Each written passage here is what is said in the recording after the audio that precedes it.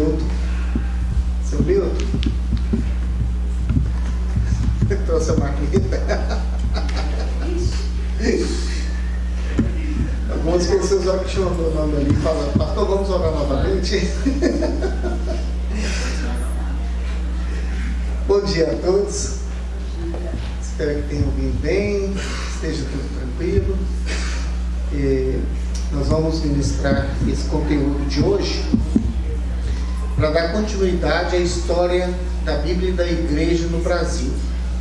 Fazendo só uma pequena passagem na aula passada, a gente lembrar que João Ferreira de Almeida, ele se converteu ao protestantismo e depois se mudou para Malásia, e lá ele, percebendo a dificuldade que existia para que fosse estudado e divulgado o Evangelho, ele fez uma tradução para a língua portuguesa em 1664. E posteriormente ele continuou trabalhando e fez a tradução do Novo Testamento de algumas cartas apostólicas. E isso ele tentou publicar, e até que levou vários anos para se analisar, fazer a correção que teria que ser feita pelo presbitério, né? Então, mas assim que ele gastou muito tempo, mandou isso para a Holanda, que tinha que publicar na Holanda.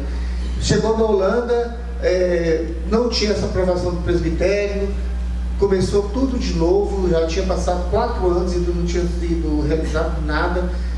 Ele completou o Novo Testamento, passou para o presbitério novamente analisar. Eles foram analisar. Enquanto estava fazendo essa revisão, ele aproveitou para começar a trabalhar no Antigo Testamento. Aí ele fez toda a parte do Pentateuco, né? Ele fez a Torá, traduzindo tudo. E quando teve a aprovação do Novo Testamento que ele tinha redigido, foi para a Holanda, fizeram a publicação, enviaram para ele novamente na Malásia, e quando foi distribuir, perceberam que tinha erros, e aí não pôde distribuir. Então mandou recolher todos esses exemplares. O que já estava imprimido ainda na Holanda também foram todos destruídos, e só alguns dos exemplares que conseguiram chegar na Malásia permaneceram. Eles corrigiram à mão, mas uma quantidade muito pequena. Acabou que a Bíblia, que ele fez a tradução, ele morreu antes de completar o Antigo Testamento. Então foi completado, e depois foi revisado e publicado. Ele começou a tradução, que ele fez a primeira lá do Novo Testamento, dos Evangelhos, e distribuiu lá junto a onde ele estava trabalhando em 1664, e a publicação da Bíblia dele, a primeira edição foi em 1773. Então realmente 108 anos de diferença para poder ele conseguir essa publicação. Claro, ele já tinha falecido, mas ele deixou esse grande legado para a gente, que foi a Bíblia em português. Antes não existia. Bom, essa Bíblia em português, ele retirou a primeira versão, ele tirou das Bíblias que já tinham publicado em francês e espanhol e inglês, e posteriormente, com o avanço do estudo que ele teve nas línguas gregas e hebraica, ele aprimorou um pouco mais a sua tradução. E nós tivemos um outro caso que foi icônico, que foi a da Mary Jones. A Mary Jones, que foi uma menina que buscou a Bíblia desde os 8 anos de idade, e para isso ela teve que se esforçar muito, trabalhar, né, desde a idade, e juntar dinheiro por 4 anos, para depois desses 4 anos ela conseguir ter a posse financeira para a aquisição da Bíblia. Mas não tinha nem na cidade dela, ainda teve que percorrer 40 quilômetros a pé, descalço, para comprar a Bíblia.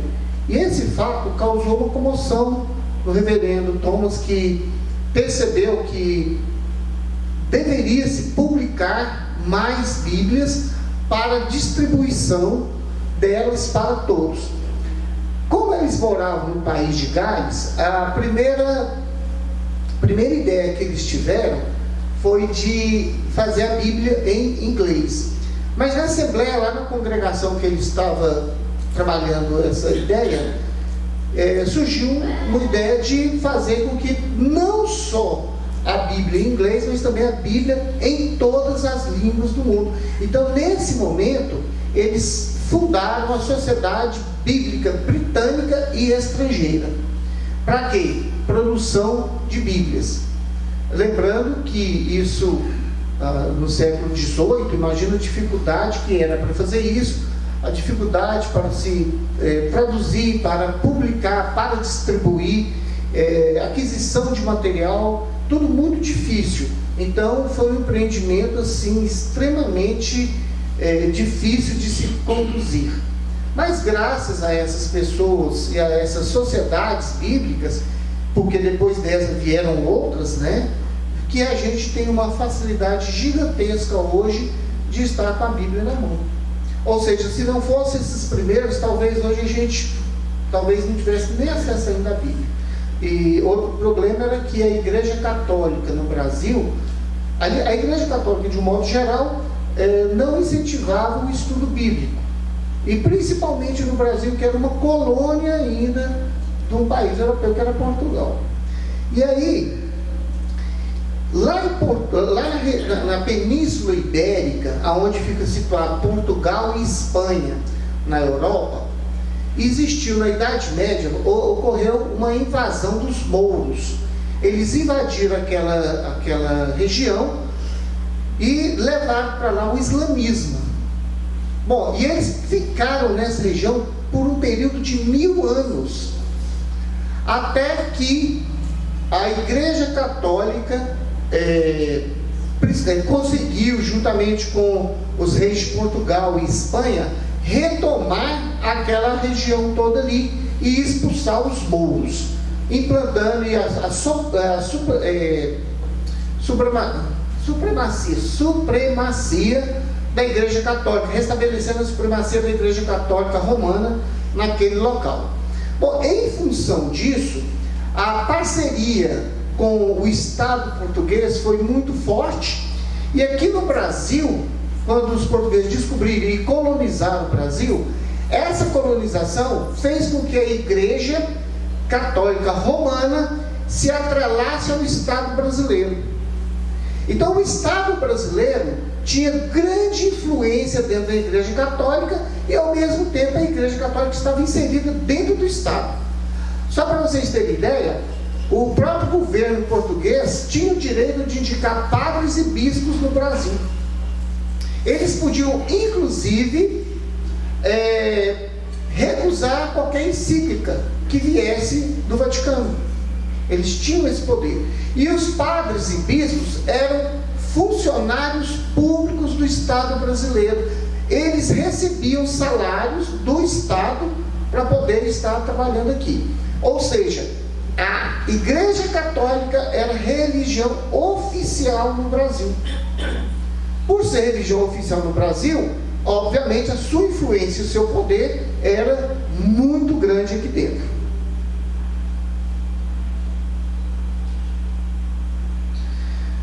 Até meados do século XIX, o casamento legalizado no Brasil era o casamento na Igreja Católica. Então você queria ter um casamento legal, você tinha que ir na igreja, registrar, fazer o casamento. Aí você passava a ter legalidade. Se você fizesse um casamento protestante, não era reconhecido pelo Estado. Esse casamento era considerado como amaziado. Era como se fosse amantes e não casal. E os filhos eram considerados ilegítimos. Qual a consequência disso? Por exemplo, herança. Se a pessoa morresse como mulher e os filhos eram considerados ilegítimos, eles não tinham direito ao patrimônio do esposo. Para vocês terem ideia. Então, era muito difícil. Então, obrigatoriamente a pessoa se recorria ao casamento da Igreja Católica. Mas aí você tinha que congregar na Igreja Católica, senão o padre não aceitaria fazer seu casamento. A população brasileira era pequena, era mínima. Então, você sabia todo mundo que estava congregando na sua igreja. Então, você automaticamente, mesmo que você discordasse, você teria que estar presente ali, senão você não teria os benefícios do Estado. Bom, em 1757, o Papa Benedito XIV, ele entendeu e documentou a necessidade de se ter leitura e estudo bíblico. Até então a Igreja Católica não favorecia esse tipo de trabalho. Mas aí esse Papa Benedito XIV, ele decretou que deveria sim fazer esses estudos. Mas aqui no Brasil, as lideranças católicas ainda tinham muita dificuldade para atender a essa nova condição. Por quê? Eles entendiam que se tivesse uma divulgação muito ampla da Bíblia, favoreceria o protestantismo. Ou seja, eles tinham medo do número de protestantes aumentar no Brasil em função da divulgação da Bíblia. Então eles não facilitavam, eles dificultavam muito. Agora, mesmo quando fosse divulgado, distribuída a Bíblia, o Papa determinou que deveria ser a Bíblia católica. Então não poderia ser a Bíblia protestante. Então, mesmo com dificuldade de distribuir a Bíblia, mas quando distribuía ou quando tinha acesso à Bíblia, ela deveria ser aquela Bíblia católica traduzida para o português pelo padre Figueiredo, que nós abordamos na aula passada. Ou seja, João Ferreira de Almeida não tinha conseguido chegar aqui ainda.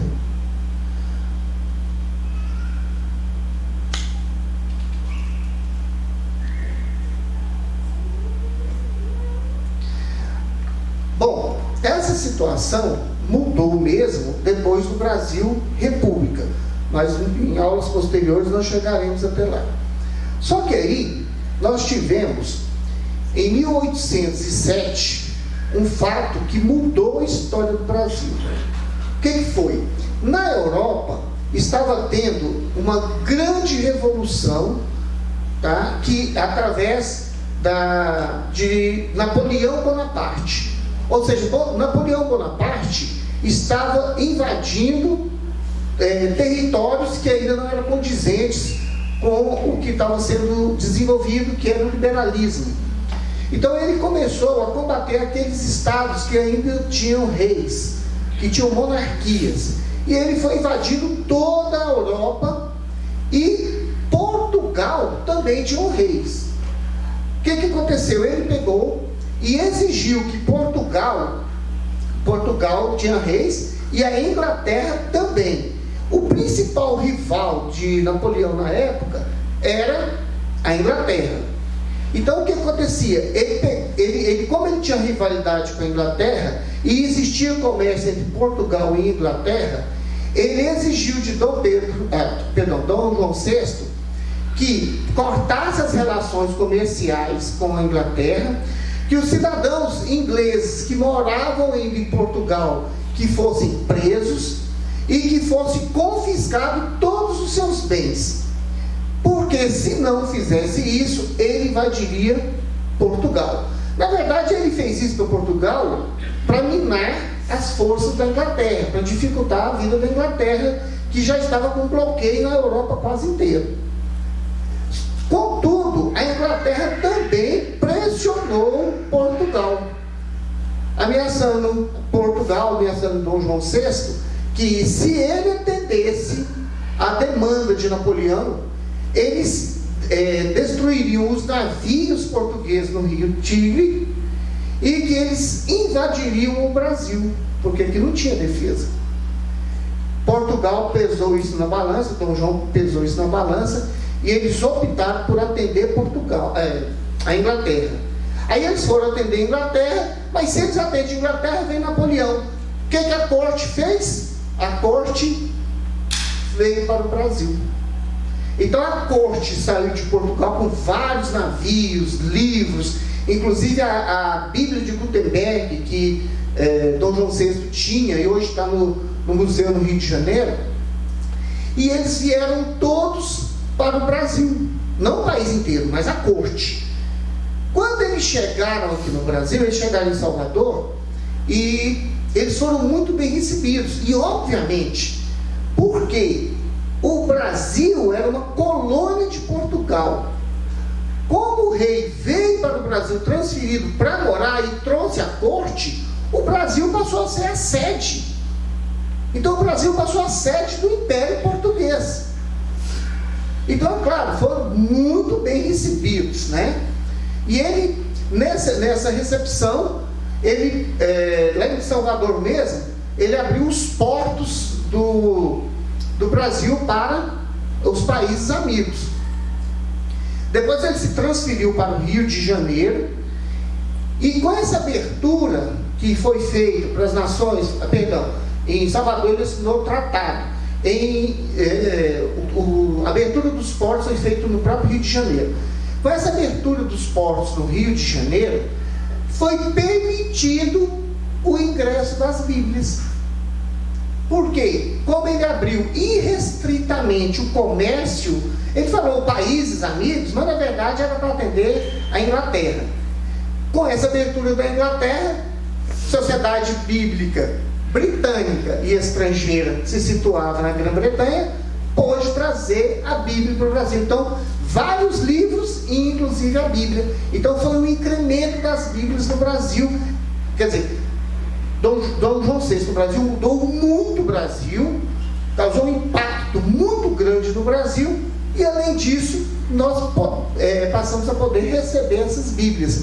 E aí não tinha mais a exclusividade da católica, que inclusive que a quantidade era pequena, que eles distribuíam uma quantidade muito pequena, mas aí começou-se a ter um trabalho missionário de distribuição de Bíblias no Brasil. Olha, só para a gente ter uma ideia, quando Dom João VI aportou no Rio de Janeiro, não tinha como hospedá-los, não tinha hotel, não tinha recurso nenhum. O que eles tiveram que fazer? Eles foram nas casas dos mais abastados, casas melhores, e desapropriaram essas casas para que a corte pudesse morar nelas. Realmente, chegou e expulsou, tirou o pessoal das casas. E das casas, as melhores casas. Aqui, não tinha talheres. As pessoas comiam com a mão. Então, você dava com um prato metálico, muitas vezes até enferrujado, e comia-se com a mão. Não existia uma produção aqui no Brasil de industrial. O que vinha da Europa. Vindo da Europa é caro. Então você tem uma população brasileira que a maioria é muito pobre, então essa população não tinha recursos para comprar talheres, então comia-se com a mão, para você ver o ambiente que se encontrou no Rio de Janeiro, tá? E imagina o grau de analfabetismo que tinha isso aí. Se a pessoa está comendo, aí vira cultura. Se a pessoa não tem dinheiro para comprar talheres, ela começa a comer com a mão. Então ela passa a achar normal se alimentar com a mão. E aí ela não vai comprar talheres. Mas para você ver o tanto que o salário, que o recurso financeiro das pessoas eram muito baixos. Então a Bíblia também, para chegar aqui, teve uma dificuldade. Porque se você... nesse princípio da edição e publicação da Bíblia, existia dificuldades de transporte, existia dificuldade de aquisição do material, existia dificuldades de impressão, imprimia-se pouco. O que acontecia? O preço da Bíblia era elevado. Se o preço da Bíblia é elevado e você não tem recurso, você come com a mão, porque nem talheres você tem, obviamente as pessoas comprarem Bíblia seria completamente inviável. Aí a Sociedade Bíblica entendeu que eles deveriam baratear o custo da Bíblia. Aí eles começaram eles melhoraram o sistema de produção, o sistema de impressão, de edição. Antes você tinha vários volumes para compor a Bíblia. Aí eles reduziram esses vários volumes a um volume só. O transporte também, em vez de fazer transporte de pouco, eles procuraram fazer transporte com uma quantidade maior.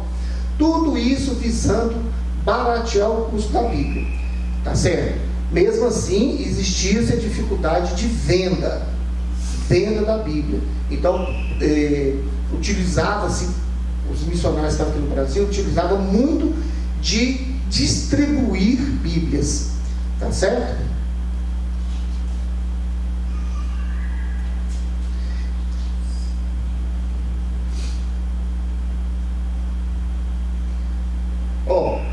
Em 1809, foi a primeira edição de 12 mil Novos Testamentos, na tradução João Ferreira de Almeida, na versão de 1773. Eles mandaram isso para cá e não foi suficiente, porque a demanda era muito grande, todo mundo queria a Bíblia. Aí o que aconteceu? Eles tiveram que imprimir mais 7 mil Bíblias e mandar para cá. Gente, 7 mil Bíblias num país com uma população pequena era bem representativo. E outra coisa, embora os católicos aceitassem a Bíblia evangélica, a maioria do povo brasileiro, 98%, era católico. Então, existia aceitação, mas não era uma aceitação de 100% unânime, tá certo? Aceitava-se porque não se tinha outra. A outra que tinha, que era no Figueiredo, que era liberada pela Igreja Católica, tinha uma quantidade muito pequena. Então acabava se optando pela protestante. Bom, em 1816 foi fundada a Sociedade Bíblica Americana, SBA. Essa sociedade bíblica foi extremamente importante para a evangelização do Brasil. Foi a sociedade mais que influenciou nesse trabalho missionário aqui no Brasil, na distribuição dessas Bíblias. Por quê? Esses americanos começaram a mandar missionários para cá, para que eles pregassem e ao mesmo tempo levassem essa Bíblia. Então causou um impacto, porque foi a maior quantidade de missionários que vieram para o Brasil. Embora tenha vindo de outros países, mas a maior quantidade e com relevância foi dos americanos ligados à Sociedade Bíblica Americana.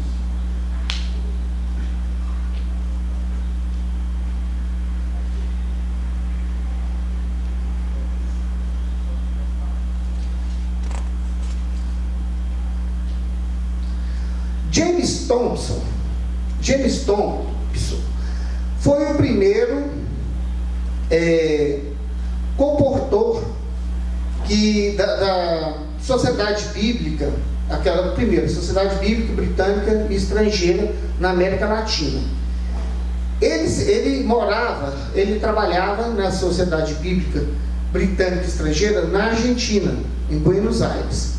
E ele mandou uma quantidade de livros para Salvador.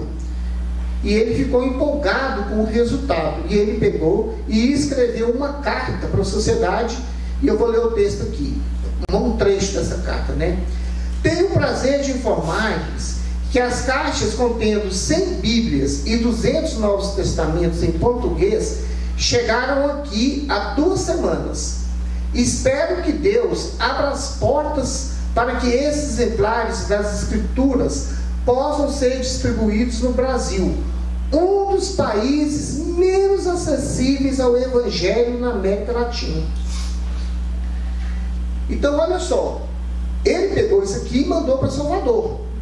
Mas para você ver que o Brasil, o que é importante nesse trecho da carta, é mostrar que o Brasil não tinha essa facilidade. Não era simplesmente mandar a Bíblia para cá e a gente ser distribuindo. Existia dificuldade em função, principalmente daquela relação que existia entre a Igreja Católica e o Estado brasileiro, onde eles se confundiam, onde a Igreja Católica tinha poder de Estado também. Então fechou o Brasil. Então ele na Argentina, ele trabalhando para que o Brasil conseguisse aceitar esse tipo de distribuição bíblica aqui.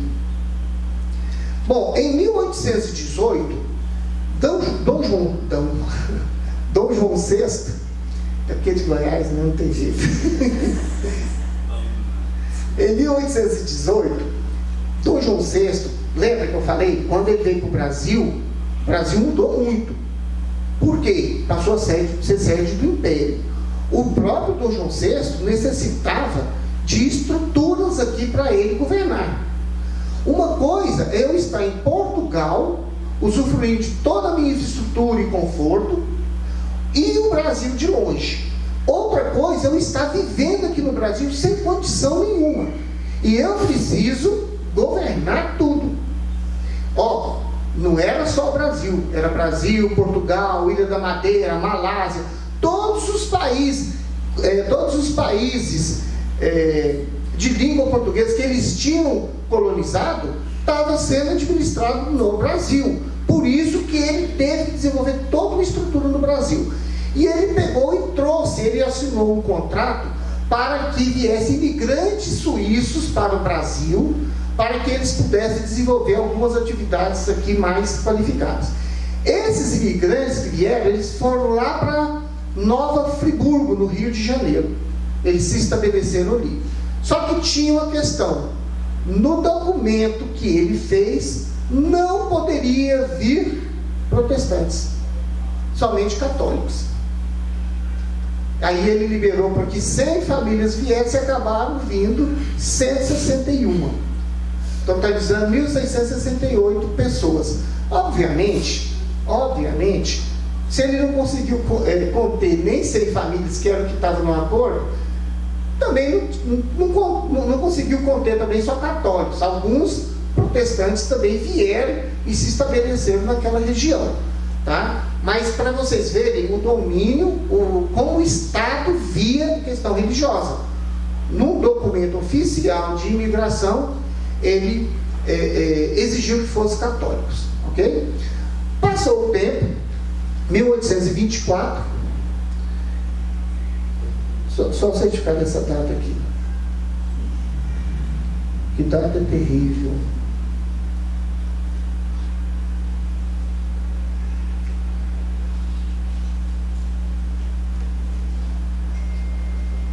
Tá certo, é isso mesmo.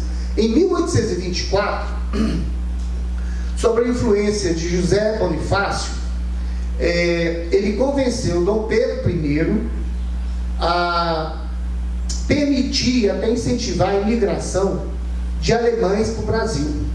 Nós tínhamos um grave problema de ter um território muito grande e pouco povoado.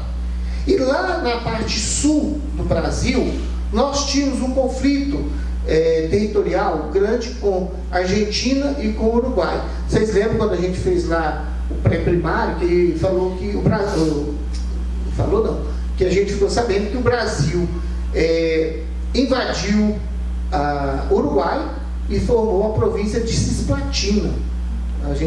Cisplatina é um nome diferente, a gente acaba lembrando, né? Então o Brasil invadiu o Uruguai, para vocês verem que o conflito era grande. Depois o próprio Uruguai retomou o domínio daquela região. Então, se você tem um terreno grande, vasto, e você não tem povoação ali, a invasão faz detalhe. Nós não tínhamos forças armadas, nós não tínhamos exército, nós não tínhamos marinha, muito menos aeronáutica, nem tinha sido inventado, né? Então, aí José Bonifácio convenceu o Dom Pedro a trazer, a incentivar essa imigração alemã. Dessa vez, com a maior tolerância foi apresentada, porque não foi colocada nenhuma cláusula religiosa. Dom João VI colocou a cláusula religiosa. Dom Pedro I 6 anos depois, incentivou, foi o mesmo processo de imigração, mas já sem essa cláusula religiosa. Então, nesse caso, vários protestantes conseguiram vir ao Brasil. Uma parte ficou lá em Nova Friburgo, juntamente com aqueles suíços, e uma parte foi para o Rio Grande do Sul. Nova Friburgo é uma região alta no Rio de Janeiro e que tem condições mais favoráveis à adaptação do europeu, porque é uma região mais fria, então eles conseguiram se adaptar melhor.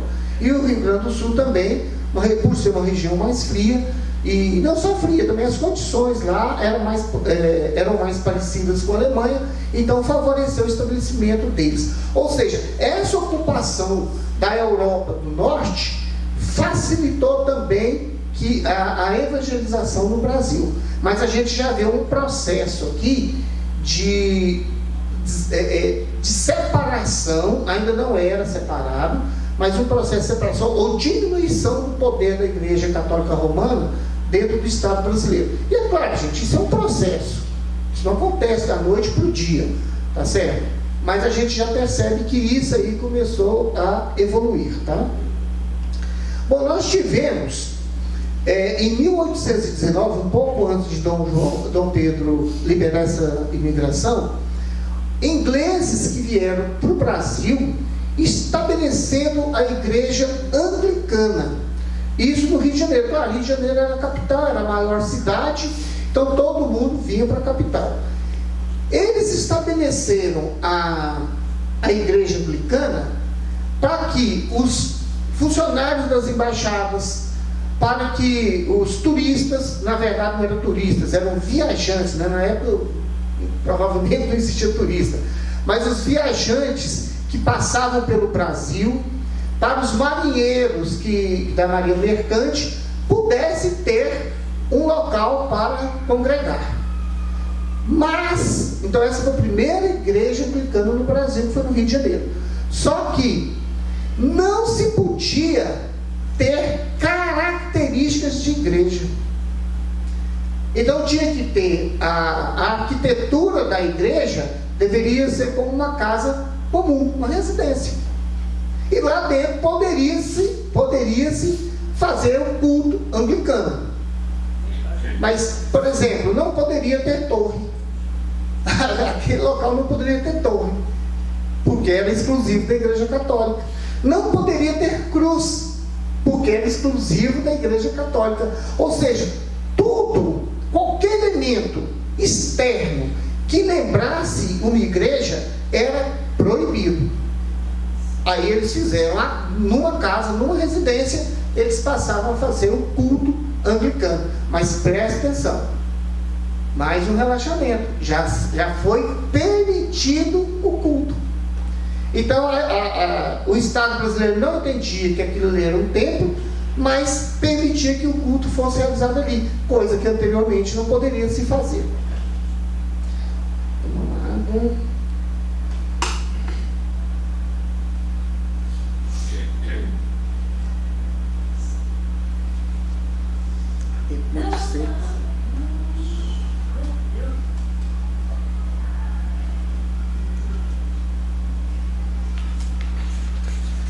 Calma, só está faltando 10 folhas.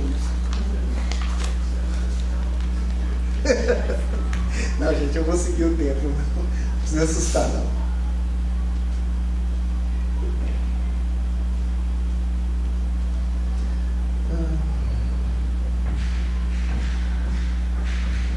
Bom, 1824 foi feita a nova Constituição do Brasil. Tá? Essa Constituição, ela foi imposta. Ela não foi...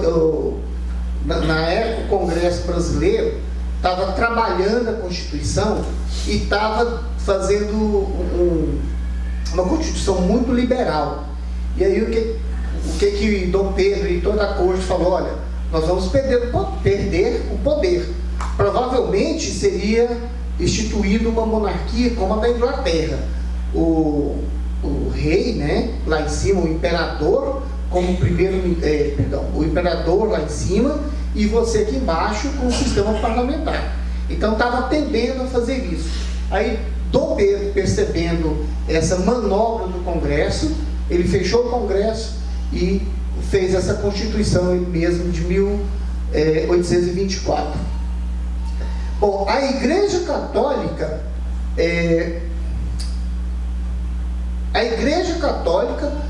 nessa Constituição, continuou como Igreja do Estado. Aí no artigo 5º dizia: a religião católica apostólica romana continuará a ser a religião do Império. Todas as outras religiões poderão realizar cultos domésticos ou particulares em casas para isso destinadas sem nenhuma forma exterior de templo. Então, na Constituição, ele colocou isso. Imagina que a Constituição nossa agora de 1988, o Congresso tivesse colocado assim: a Igreja Católica Romana é a igreja oficial. O restante quer fazer culto escondidinho. Então a gente não estaria aqui nessa igreja agora. Talvez a gente estivesse lá na casa do pastor Elias. É bom que teria um lanche, né? Então, mas aqui já existe aquilo que eu tinha abordado. Já existe uma liberação para o culto. E na Constituição. Então não estava à mercê de uma ou outra autoridade, de um município, de um estado liberar. A Constituição, embora tenha mantido a Igreja Católica como a igreja, a religião do Império, mas já se podia executar os cultos.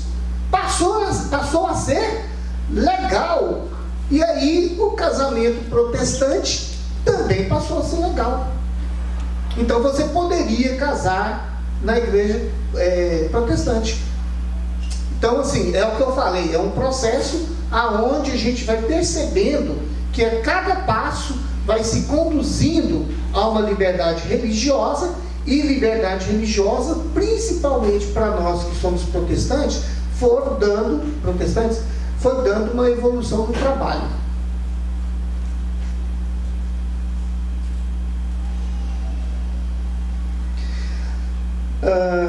Aí teve uma grande demanda de Bíblia. Em 1826, já no 10º aniversário da Sociedade Bíblica Americana, o secretário-geral ressaltou o interesse pela Bíblia na América Latina.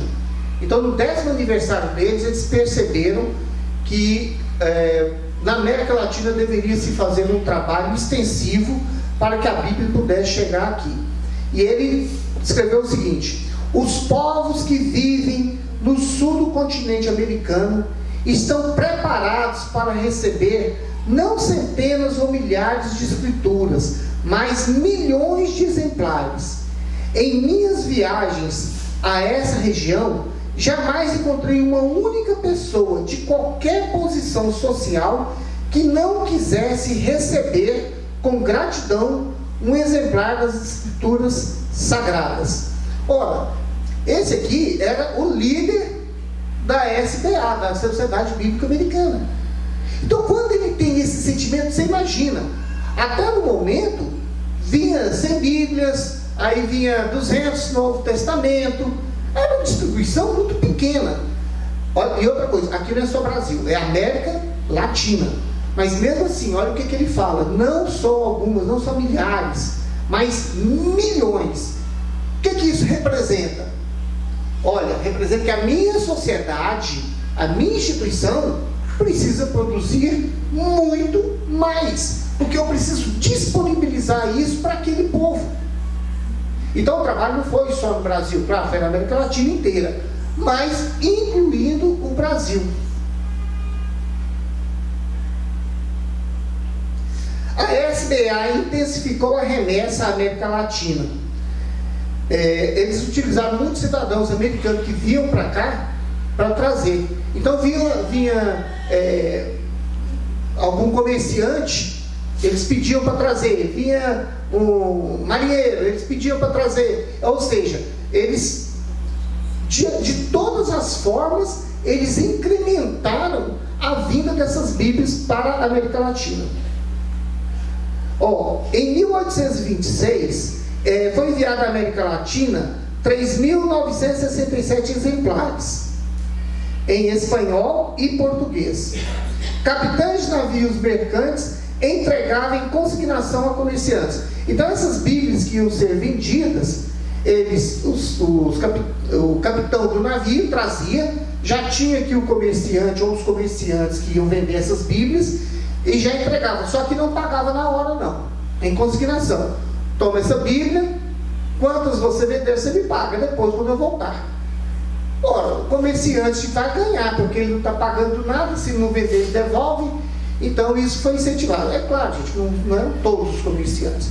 Presta atenção, 3.967 exemplares, uma quantidade muito pequena, mas isso já estava expandindo, tá? Já estava expandindo.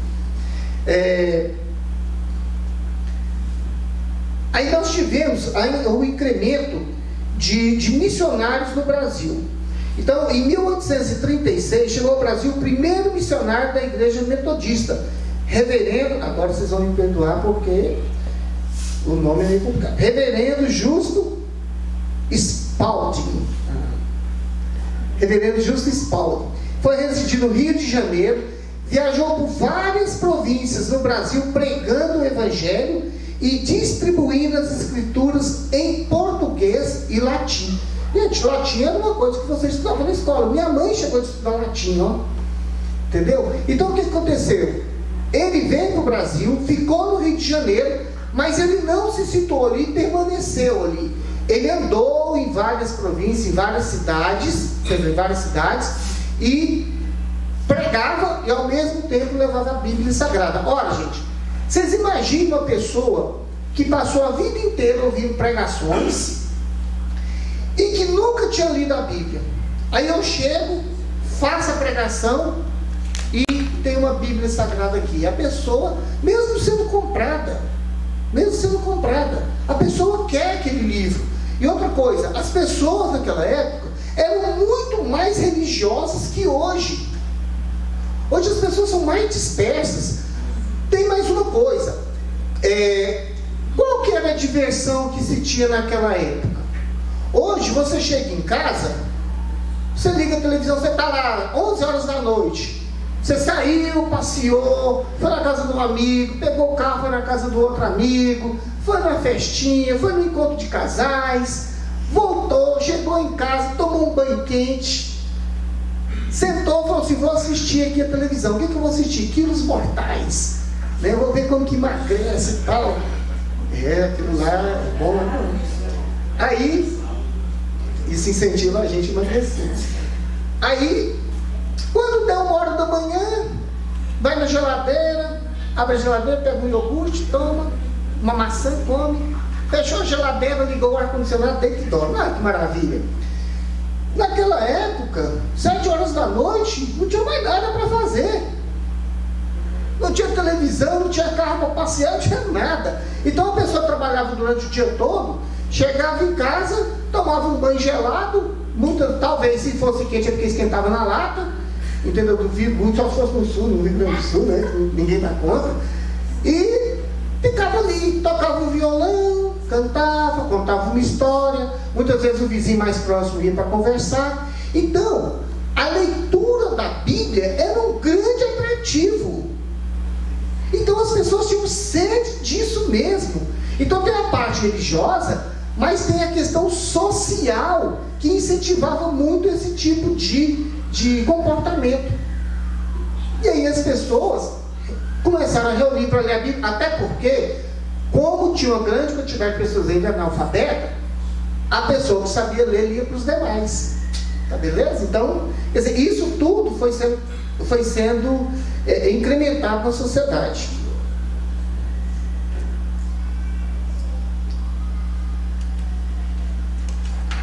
Vai passando para poder não parar no mesmo assunto. Aí veio um reverendo para cá, e esse teve um trabalho espetacular. O pastor metodista reverendo Daniel Parrish Kinder. aí geralmente chama reverendo Kinder.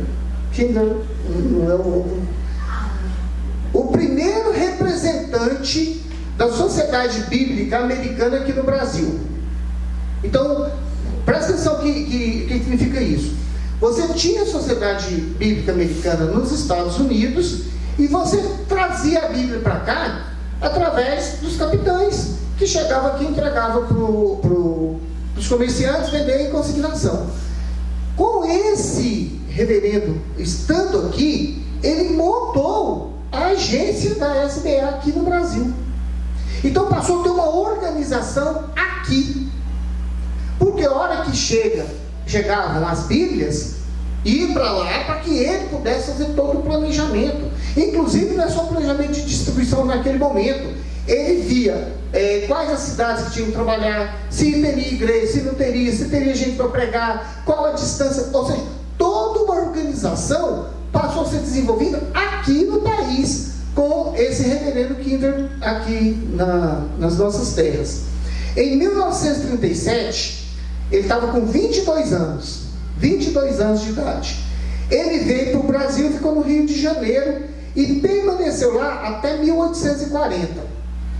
Ele promoveu uma ampla distribuição da Bíblia, do Novo Testamento e dos Evangelhos. Ele fez isso na capital, né, Rio de Janeiro, no interior do Rio de Janeiro e em São Paulo. Aí ele escreveu um livro que chama Reminiscências das Viagens e Permanências no Brasil. Esse livro que ele escreveu, Reminiscências e Permanências, né? Reminiscências de Viagens e Permanências no Brasil, ele publicou nos Estados Unidos. Porque em 1840, quando ele retornou para lá, e já tinha desenvolvido todo esse trabalho aqui, o que ele fez? Ele levou a experiência que ele teve no Brasil para os americanos. Aí tem um trecho que a gente tirou do livro dele. Tendo se espalhado a notícia de que havíamos recebido um bom suprimento das Escrituras Sagradas, nossa casa ficou literalmente cheia de pessoas de todas as idades e condições sociais. Na sede de nossa missão, foram distribuídos gratuitamente muitos exemplares das Escrituras Sagradas. Entre as pessoas que nos procuraram pessoalmente, estavam diretores de escola e estudantes. Além da Bíblia em português, pediram também exemplares em francês e inglês. Tivemos conhecimento de muitos casos em que a divulgação das Escrituras havia produzido efeito benéfico imediato. Só a eternidade poderá revelar todo o alcance dos benefícios recebidos por essas pessoas que leram a Bíblia pela primeira vez. Ao viajar pelas províncias distantes, verifiquei que volumes sagrados enviados do Rio de Janeiro haviam chegado lá antes de mim, e em todos os lugares aos quais chegavam, eles despertavam tanto interesse que levavam o povo a querer mais. Olha só, está vendo o trabalho desenvolvido? Quando chegava, porque aí ele já estava situado no Brasil, aí ele faz contato, ele faz amizades, ele começa a fazer um trabalho na comunidade. Quando as Bíblias chegavam, todo mundo corria para lá. E essa distribuição de Bíblia não ficava restrita ali, porque a pessoa que ia para o interior levava a Bíblia. Quando ele chega no interior, já tinha gente com Bíblia ali, ó. E tamanha a importância do trabalho, também a importância da fixação dele no Brasil nesse período.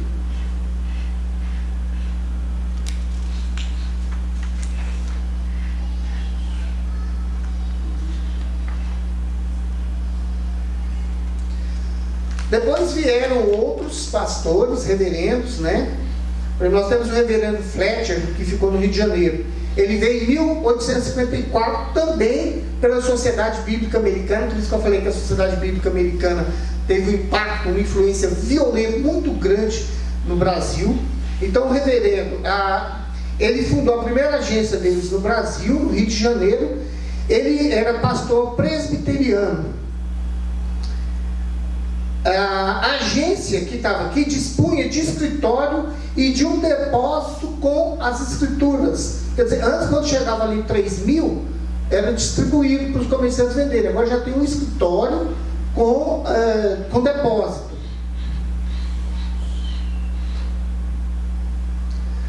Reverendo Fletcher já trabalhava como missionário presbiteriano no Rio de Janeiro desde 1852. E ele dava assistência religiosa a marinheiros e imigrantes europeus. Ele contribuiu diretamente para a introdução do protestantismo no Brasil. Enfrentou forte oposição das autoridades religiosas e distribuiu Bíblia no Rio de Janeiro e em outras províncias. Esse Fletcher, ele conseguiu, através ele fez várias viagens pelo mundo como missionário, e Dom Pedro II era uma pessoa muito voltada aí. Dom Pedro II era um intelectual, tá certo? Dom Pedro II viajou também pelo mundo. Dom Pedro II quis trazer tecnologia para o Brasil, as tecnologias de ponta entre os Brasil. Ele fez o cabeamento telegráfico daqui para a Europa.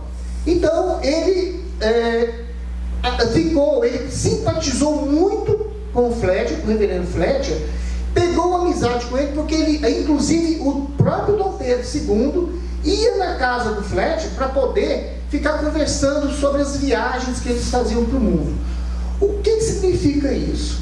Significa que abriu-se uma simpatia pela causa protestante, ou seja, facilitou o relacionamento, a visão que o imperador tinha com o protestantismo.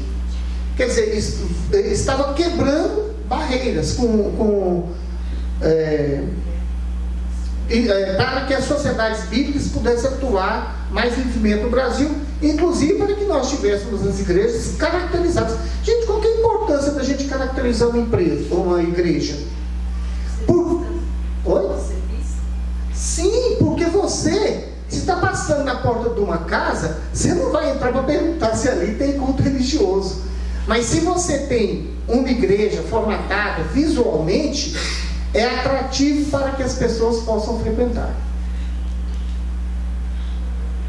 Aí nós tivemos o reverendo Nesbitt na Amazônia.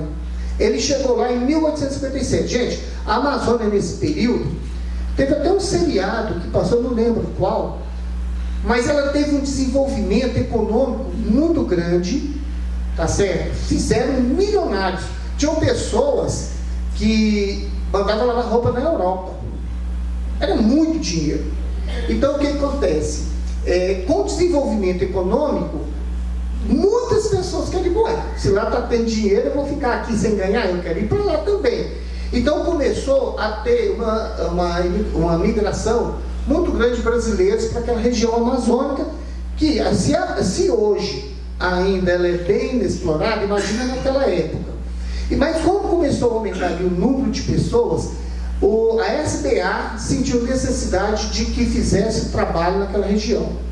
E aí esse Nesbitt foi para Belém, se situou em Belém, e começou a fazer o trabalho de pastoreio e também da questão bíblica, né, de distribuição de Bíblia, orientação, distribuição do Novo Testamento. E ele se empolgou muito com o que ele estava vendo, porque a receptividade era muito grande.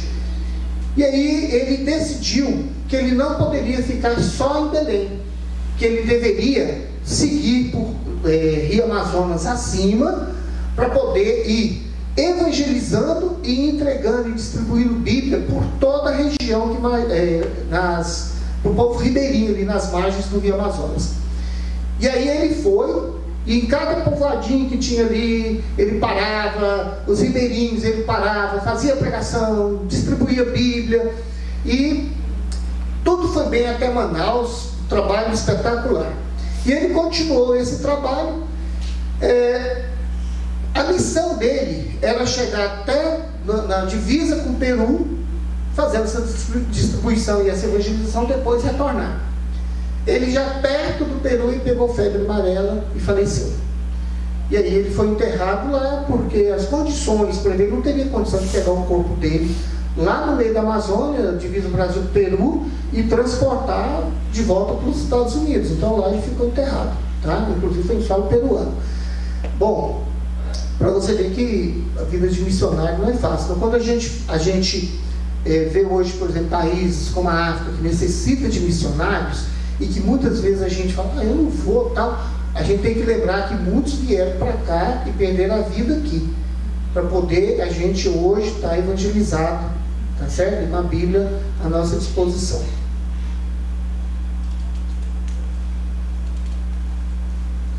A primeira igreja evangélica no Brasil foi em 1858,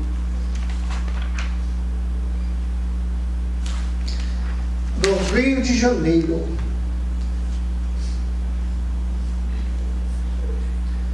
Aí nós tivemos aqui o reverendo, é o nome, por que não chama José, João, Pedro? Torre de Babel. Robert Reid Kelly.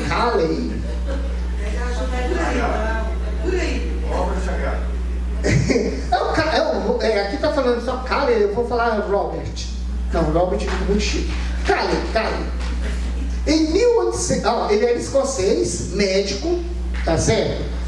E em 1838, ele estava na Ilha da Madeira fazendo missão. Ele se converteu depois de médico. Sabe como que ele se converteu? Uma paciente dele pregou para ele. Ele se converteu. E aí ele entendeu que ele tinha que fazer missões. Aí ele foi para a Ilha da Madeira fazer missões. Depois da Ilha da Madeira teve uma grande perseguição. Ilha da Madeira colonizada por portugueses, né? E então a igreja católica devia ser bem forte lá. Então teve realmente uma retaliação muito violenta. Ele foi para os Estados Unidos. Aí ele foi morar na cidade de Springfield, nos Estados Unidos, onde o Simpson mostrou para ele, olha, eu tenho que orar mais. Ele foi morar na cidade de Springfield, nos Estados Unidos. De 1848 a 1852, ele foi para a ilha de Malta e para a Palestina.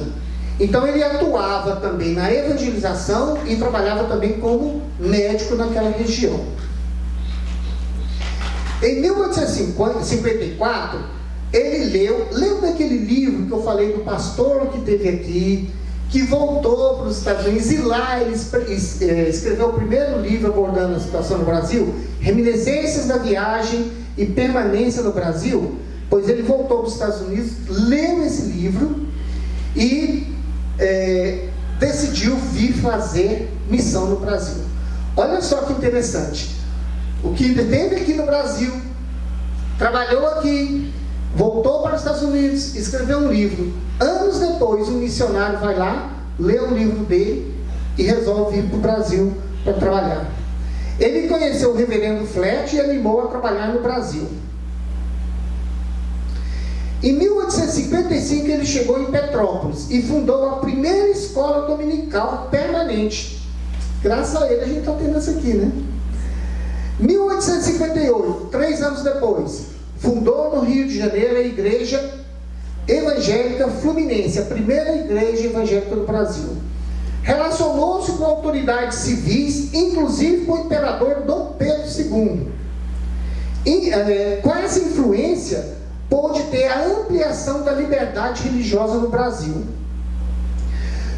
Sua esposa, Sarah Fulton Callen, foi autora do Inário Salmos e Hinos, que foi feito em 1861 e até hoje é tocado em alguns lugares. Eu particularmente não conheço, mas quem é mais antigo aqui da igreja deve conhecer. E ele permaneceu aqui até 1876. Ele também colaborou muito com sociedades bíblicas. Então, olha só, nesse caso aqui, não foi só a Sociedade Bíblica Americana. Em várias sociedades bíblicas, ele conseguiu auxiliar estando aqui. Depois, só um minuto.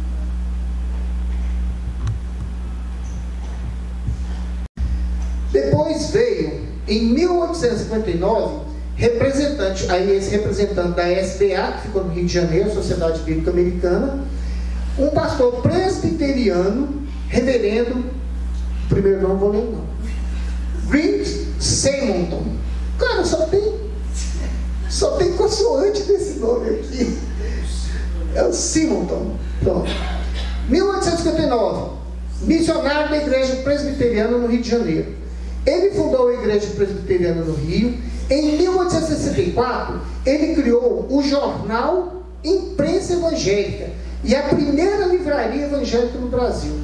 Olha que interessante. Lembrando, como é que as notícias iam antigamente, corriam antigamente? Ou pela boca, ou por jornal. Então, quando ele fez esse jornal, Imprensa Evangélica, o que acontece? Ele podia relatar, ele podia, inclusive, evangelizar via jornal, e atingir um maior número de pessoas. E criou uma livraria evangélica, onde você podia ir comprar um livro evangélico, inclusive a Bíblia, né?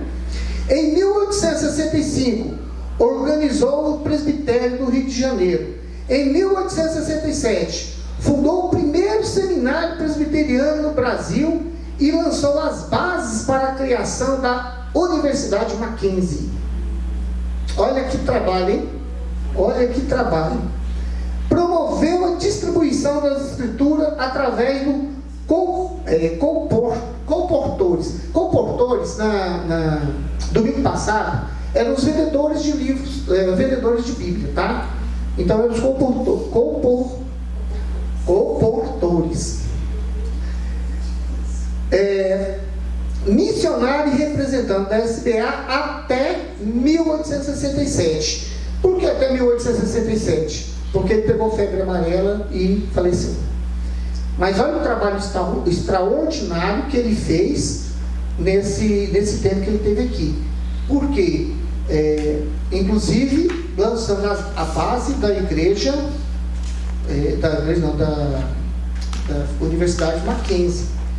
Entendeu? Então você vê que a igreja presbiteriana tem um trabalho excelente voltado para a educação, em função desses americanos que vieram para cá. Porque o americano, o alemão também, né, os descendentes europeus e alemão, por quê? E americano. Por quê? Eles focam muito no estudo.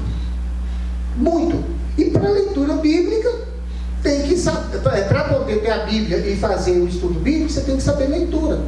Então é um trabalho que vai desde a alfabetização até ao nível universitário. E até hoje a igreja presbiteriana é de grande relevância nessa parte, tem um destaque muito grande na questão de educação.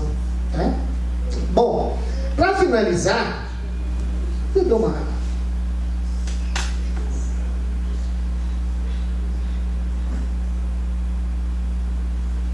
Quem conhece Guarapuava? Conhece, Emerson? Guarapuava. Olha que eu te comeu passar o cabelo, né? Olha que interessante. Guarapuava tem uma história bastante interessante, mas que simboliza a importância da distribuição da Bíblia. Um compositor chegou nessa cidade levando suas Bíblias para vender. E esse compositor mascate, batendo de porta em porta, tentando vender Bíblia, não vendeu nenhuma. Ninguém na cidade queria a Bíblia. Então você imagina, o cara depende daquela venda ali para poder comer, para poder chegar na outra cidade.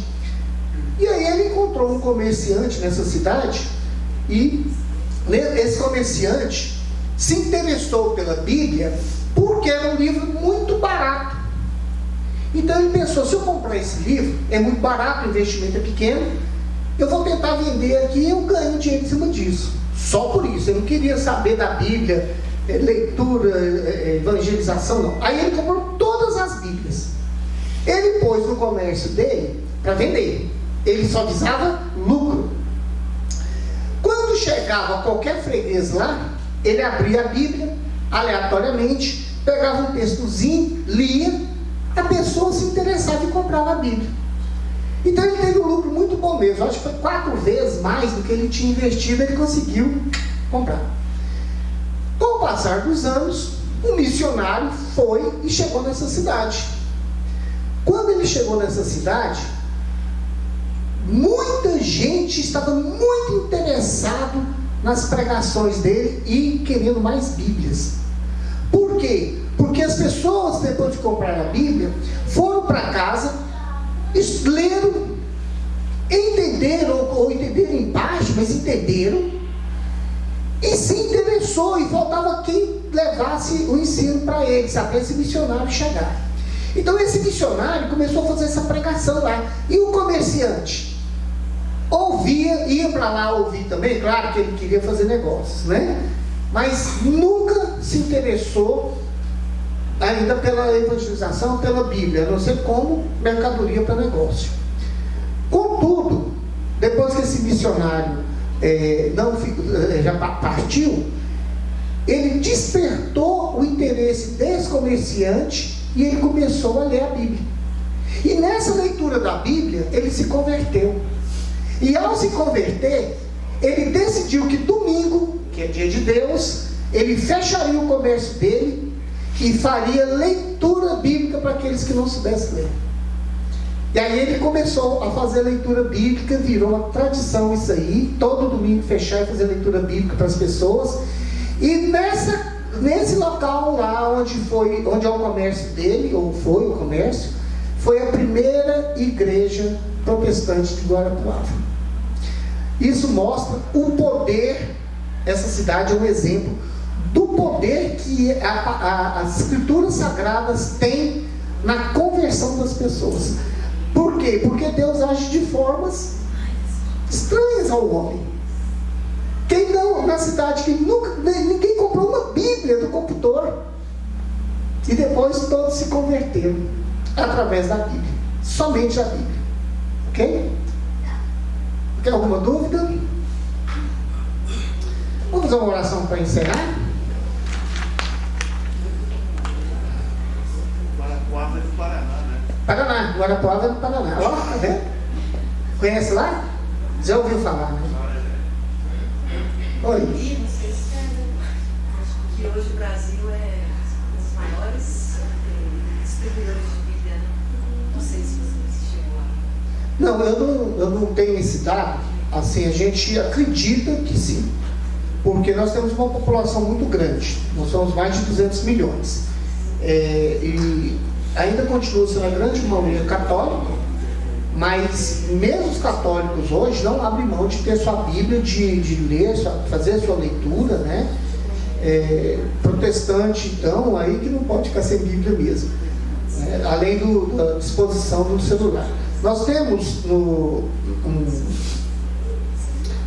grande problema que está acontecendo em países mais desenvolvidos, onde está havendo um afastamento do cristianismo. Mas olha só, não é só o país desenvolvido não. A gente tem que tomar cuidado, porque os jovens brasileiros, eu não tenho estatística aqui, eu tenho sentimento que os jovens brasileiros, uma grande quantidade, não sei se é a maioria, mas uma grande quantidade se julga ateu. Eu vi isso quando eu estava dando aula na faculdade. Eu percebi, uma vez eu fui perguntar, aliás, em algumas salas, eu vi uma grande quantidade de pessoas novas, 20 anos de idade, 20 e poucos anos, se julgando ateu. Agora o Lucas está lá na faculdade também, e eu falei, Lucas, ontem teve um evento aqui dos jovens, eu falei, Lucas, chama seus colegas para vir, vai ser interessante. Aí alguns eu conheci o fulano, não, ele é ateu, e citando ele é ateu também, e o outro, não, também ele é ateu. Então, assim, a gente tem que tomar um certo cuidado com os nossos jovens. E veja bem, ele entrou na faculdade agora, não foi influência da faculdade. E aí vai piorar depois lá dentro, se a gente não tomar medidas preventivas para que o nosso jovem esteja focado na igreja. Grande parte dos adolescentes não vão à igreja. Pode ver que um número muito grande aí é festa, é shopping, nada contra o shopping é muito bom, mas foca somente nisso e não está tendo quem leve a palavra de Deus, uma palavra séria de Deus para esses jovens, para esses adolescentes. Isso é preocupante. Agora, a distribuição, a Bíblia, a quantidade de Bíblia aqui não é pequena, até porque a gente vê livrarias para tudo quanto é lado com Bíblia, banca de revista com Bíblia, né? Internet com Bíblia, a gente pode comprar pela Amazon. Tem de graça. Baixa de graça. Baixa de graça. Baixa de graça. Eu tenho 2 Bíblias no meu celular, porque são versões diferentes. Eu tenho 2 Bíblias no celular e eu tenho 3 em casa. Esses dias eu fui fazer um trabalho na faculdade, o pastor exigiu que fosse 4 Bíblias de versões diferentes, para que a gente pudesse trabalhar mais em cima da exegese. Mas assim, ainda, graças a Deus, a gente ainda tem um peso muito grande de cristãos no Brasil, né? Mais alguém? Qual é a denominação? Você falou que a primeira igreja lá do norte, do norte do Rio de Janeiro também, qual é a denominação? Foi, deixa eu pensar aqui, luterano. Foi luterano. Teve muita influência lá do suíço e dos alemães. Ok? Vou fazer uma oração, agradecendo a Deus. Senhor meu Deus, muito obrigado, Senhor, porque estamos hoje aqui com fartura de Bíblias, fartura de igrejas sérias, igrejas cristãs. Obrigado por aqueles que um dia abriram mão de suas vidas para que a gente pudesse hoje estar nessa condição, Senhor. Aqueles missionários que vieram de todos os lugares do mundo, principalmente da Europa e dos Estados Unidos, e que se dispuseram a entregar a própria vida para que a Tua palavra fosse pregada, que Tua Bíblia fosse distribuída, para que todos nós tivéssemos acesso à Sua verdade, Senhor. Nós queremos agradecer, queremos ser dignos tanto dessas pessoas que tanto fizeram, como do Senhor. Queremos pedir Tua graça, Senhor, para que nós possamos continuar firmes e fortes no Teu caminho. Nós oramos agradecidos em nome de Jesus. Amém.